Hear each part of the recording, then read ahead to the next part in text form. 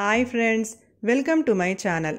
ఇప్పుడు నేను చదివి వినిపించబోయే చందమామ కథ పేరు గుణవతి. పూర్వం కాంచీపురంలో శక్తిసారుడు అనే వైశ్య యువకుడు ఒకడు ఉండేవాడు.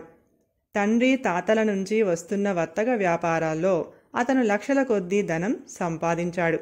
20వ ఏట అతనికి పెళ్లాడాలని అనిపించింది. భార్య గుణాలే గృహస్థుకు ప్రియాన్ని హితాన్ని చేకూర్చుతాయని అతను పెద్దల ద్వారా విని ఉన్నవాడు కావటం చేత సద్గుణవతి అయిన భార్యనే పెళ్లాడాలని నిశ్చయించుకున్నాడు. అందుచేత తనకు తగిన కన్యను తానే వెతుక్కునే ఉద్దేశంతో అతను దేశాల మీద బయలుదేరాడు. శక్తిసారుడికి సాముద్రికం తెలుసును. సాముద్రికం చెప్పే మిష మీద అతను ఎంతోమంది కన్యల చేతులు చూశాడు. మంచి లక్షణాలు గల పిల్లగా కనిపించిన కన్యలకు అతను ఒక చిన్న పరీక్ష పెట్టేవాడు. అతను ఈ ప్రయాణంలో తన వెంట 2 షేర్ల వడ్లు తీసుకువెళ్ళాడు. ఆ వడ్లను తనకు నచ్చినట్టు కనపడిన పిల్లకు ఇచ్చి, అమ్మాయి, ఈ వడ్లతో నాకు ఈ పూట భోజనం వండి పెడతావా అని అడిగేవాడు. ఈ మాట విని కొందరు అతన్ని చూసి వెర్రివాడన్నట్టుగా నవ్వారు. మరికొందరు ఆశ్చర్యపడి అది ఎలా సాధ్యమవుతుంది అన్నారు. కానీ ఒక్కరు కూడా ఆ పని చేయలేకపోయారు. ఇలా కన్యలను చూసుకుంటూ వెళ్ళగా అతనికి ఒకనాడు కావేరీ తీరాన ఒక కుటీరంలో గుణవతి అనే ఒక పిల్ల, ఆమెను సాకుతున్న ఒక వృద్ధురాలు కనిపించారు. వారు నిరుపేదలు. శక్తిసారుడు గుణవతి చెయ్యి చూసి ఆమెలో మంచి లక్షణాలు ఉండటం గమనించి, అమ్మాయి, నా దగ్గర వడ్లు ఉన్నాయి, వాటితో నాకు ఈ పూట భోజనం వండి పెడతావా అని అందర్నీ అడిగినట్టే ఆమెను కూడా అడిగాడు.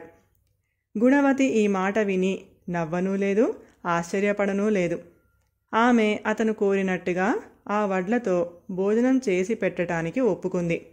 ఆమె వడ్లు తీసుకొని తడిపి ఆరబెట్టి దంచి చెరిగి ఊక తీసింది. ఆ ఊకను అవ్వకు ఇచ్చి, దీన్ని బంగారు పనివాళ్లకు అమ్మి ఆ డబ్బులతో అటే పచ్చివి అటే ఎండువి కాని కట్టెలు, ఉసిరిపప్పు పట్టుకురా అంది. అవ్వ అలాగే చేసింది. గుణవతి బియ్యం కడిగి పొయ్యి వెలిగించి ఎసరు పెట్టింది.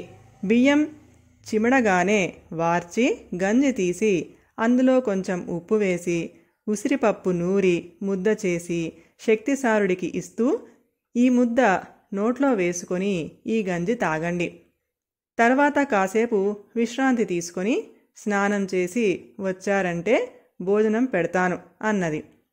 అన్నం కాగగానే గుణవతి కొన్ని కట్టెలు ఆర్పి బొగ్గులు తీసి వాటిని అవ్వకు ఇచ్చి, వీటిని కూడా ఎవరికైనా ఇచ్చి కాస్త ఆకుకూర మజ్జిగ పట్టుకురా అంది.